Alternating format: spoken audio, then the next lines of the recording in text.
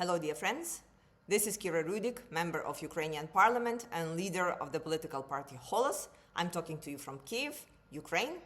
And today we'll be talking about the situation here on the ground, about the decision of European Union to stop buying Russian gas in 2027, and about the negotiations that continue in United Arab Emirates. Before we start, please like this video and subscribe to this channel. I appreciate your support a lot.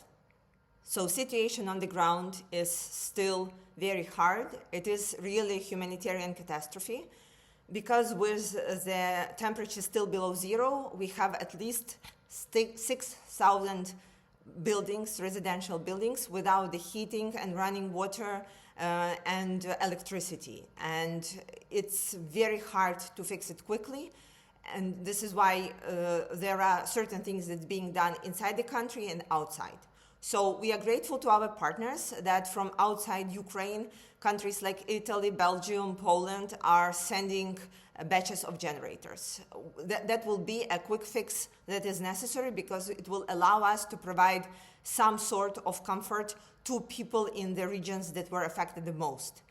Inside Ukraine, we learned that what Kiev is missing right now is simply the energy teams. Teams of electricians are coming from different regions of Ukraine just to go ahead and help with the local disasters, with the local issues that people are experiencing. Because when this massive catastrophe is happening, when there is an attempt to fix it, then you learn that some wires were broken and some pipes were frozen, and so for that you need help at every single level. This is why we appreciate brave people who are coming from different regions and are supporting Kiev, supporting people who are in need. The centers of unbreakability are being set up, and I took my team and we were going outside this weekend helping the electricians and asking what they need and supporting them with like simple things like warm food and drinks. Because the only thing that we can do right now from our side is to go ahead and do the small things that are required. However, again, even if Russia magically disappears today, it will be very hard to fix Ukraine's energy facilities and Ukraine's energy grid. So that will be a longer project. We hope that we will be able to do that, but unfortunately, now we just have to keep tight, ask for support, and just hope to survive. This is indeed the hardest winter since the beginning of full-scale invasion, and we know that at least for a month and a half we can still anticipate really low temperatures.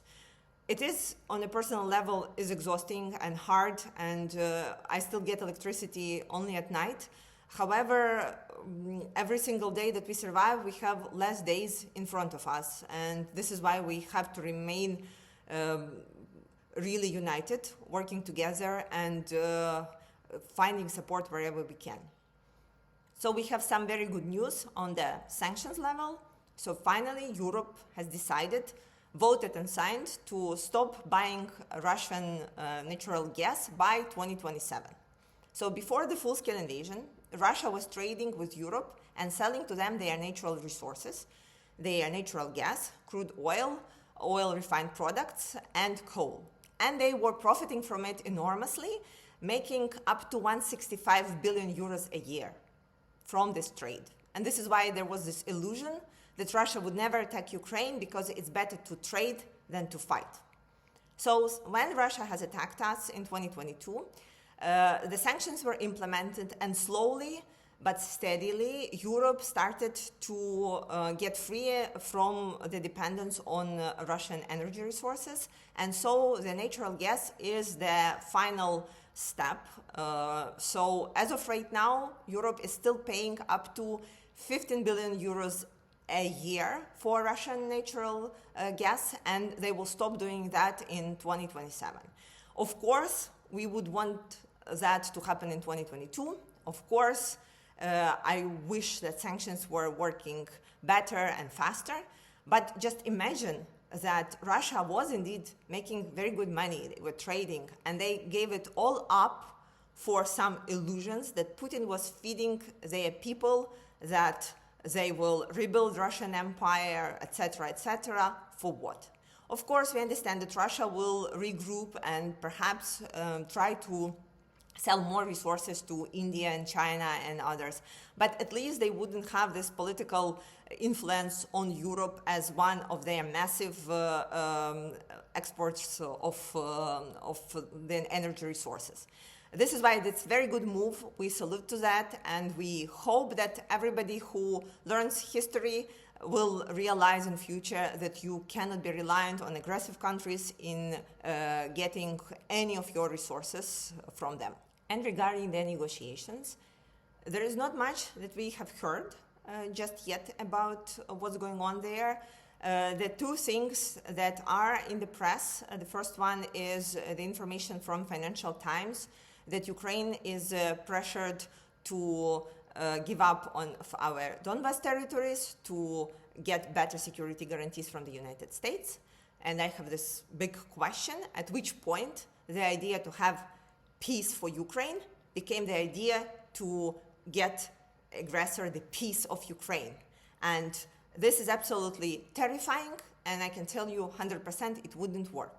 Because the second thing that we hear is that there are some negotiations about splitting the electricity from the Zaporizhzhia nuclear station that is currently occupied by Russia. And though it may sound like a really good idea because we need the electricity, the question is, what should we give up for this? And then the question would be, what would happen if Russia will just pull off the deal? And again, we shouldn't remember like really far away. We should think about 2022 and 2023 when we had this grain deal, grain corridor with Russia that was signed in Istanbul. And then in a couple of months, Russia decided that the grains that Ukraine is selling through the Black Sea, they don't like where we are selling those grains, and they pulled off this grain deal.